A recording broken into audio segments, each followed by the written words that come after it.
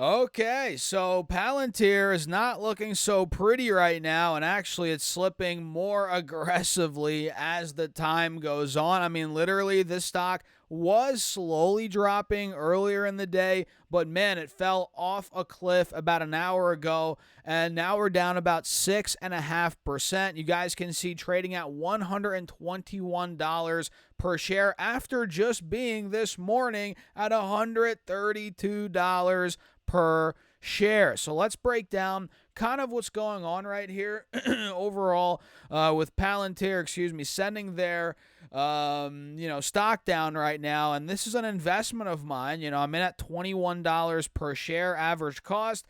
And, I'm still up massively on my position, but I actually just checked my portfolio. I was up over 500% yesterday, and now I'm still up a lot, but it's now up like 450% or something like that.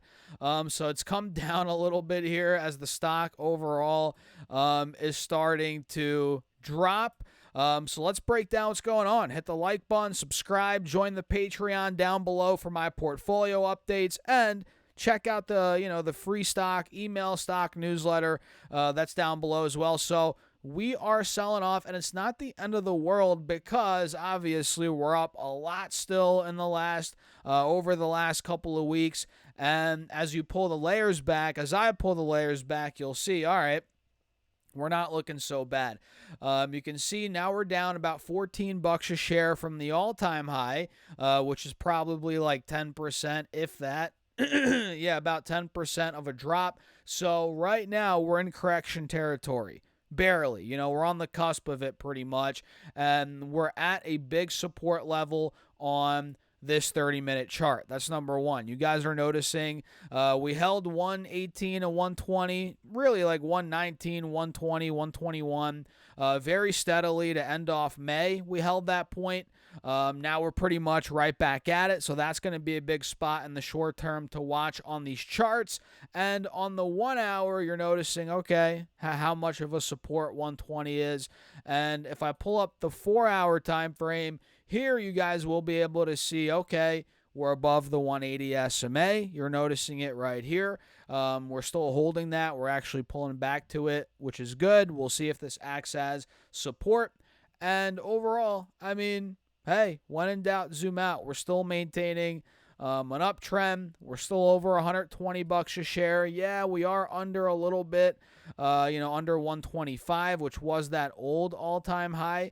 We didn't hold that as support, but barely. We were just over 125 earlier today. So that's not that big of a deal. And again, when in doubt, zoom out. We're still looking very good on these charts. But yeah, we are down 6.5% in the midst of a green day right now, where the S&P's up, Dow, NASDAQ, Russell, across the board here in the U.S., stocks are up. So let's talk a little bit more about what's going on with Palantir. I'm sure you guys heard about, a Trump deal with Palantir. Now we can see this article reads, Trump's Palantir deal alarms Hill Republicans. It says, quote unquote, destroy the ring here. So if I come down a bit, I'll make my big old head a bit smaller here so we can focus on what's important, right, guys? So Republican privacy advocates in Congress are criticizing the Trump administration's work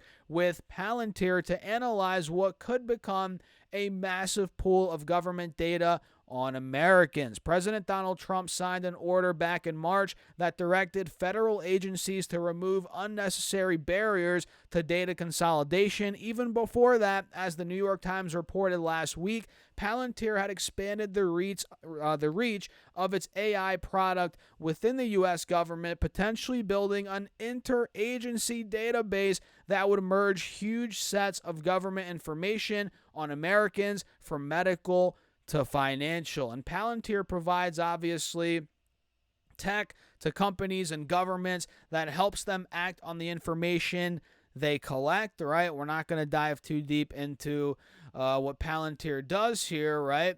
And we can see it's dangerous, said Republican Warren Davidson from Ohio. He said, when you start combining all those data points on an individual into one database, it really essentially creates a digital ID. And it's a power that history says will eventually be abused. We can see here, I hope to turn it off fundamentally, Davidson added. He compared a Palantir facilitated merge database to the dangerously powerful ring from the Lord of the Rings. Oh man, interesting comparison there, guys.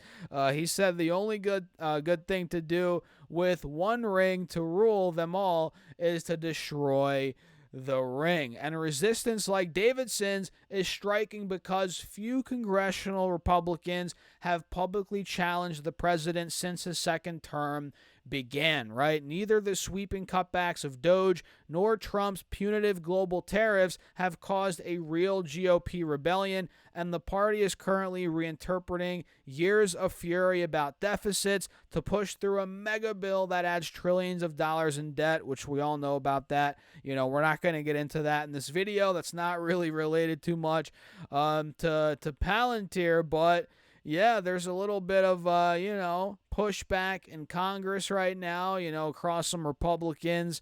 We can see the concern, it says here, out there will always be, if I could talk, if you had the wrong people in government, are the protections to make sure that privacy is protected? It says here, and that's a fair question to have, blah, blah, blah. These guys are freaks with no sense of humor and a very disturbing sense of morality, and now they have all the data, the age set of Palantir. Someone should do something, okay? So essentially they don't want one company, in this case Palantir, to have all the data in a database, in one database collectively. That's kind of what's being pushed back upon now, against Palantir. Data privacy has divided the Republican Party before. Conservatives in the House temporarily derailed an effort by their own leaders to reauthorize a key foreign surveillance law last year, citing worries about excessive government wiretapping powers. Let's see, anything else?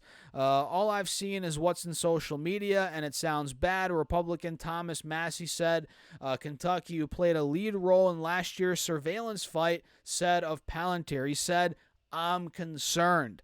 Interesting. Let's see, anything else here worth mentioning? The Republicans that are essentially part of the Anti-Patriot Act, anti-surveillance state, pro-get-a-warrant side kind of collectively share a concern about where this is headed.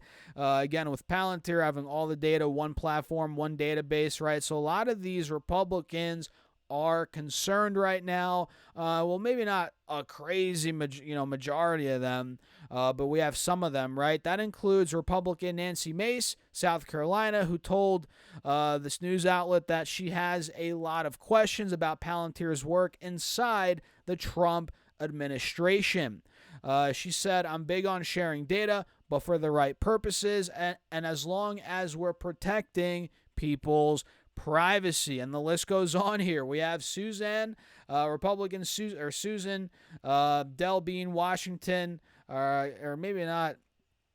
Let's see. Told Semaphore that Americans should be extremely alarmed that the Trump administration is creating a central government database with our sensitive financial, health, and personal information. So you guys kind of get the point. We don't have to harp on this too much. This is an article that, if I remember, I'll link it down below. I'll probably forget, but you guys will find this article if you look it up. Look for this guy right here. You guys might see it, but yeah, a lot of Republicans are alarmed here with this, Palantir relationship, Trump, yada yada yada, and it's causing a little turmoil in the stock. Is it a reason to sell? Obviously not. I'm holding on tight. Is it a reason to buy more? I'm not buying more on this dip personally.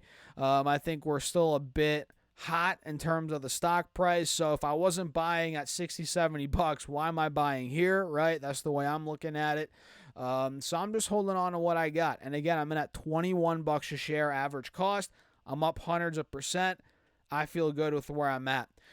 So with that being said, guys, I'm going to wrap up the video. Let me know your thoughts in the comments. Hit the like button. Feel free to subscribe. Join the free email stock newsletter and my Patreon for my portfolio updates every single week. I actually just posted one earlier today and earlier this week as well. And guys, We're investing thousands of dollars a month in that portfolio, beating the S&P 500, crushing it, man. So if you guys want to check it out, $10 a month is the base tier, and you'll see what I'm doing. That's down below. And with that being said, cheers. I'll catch you in the next video.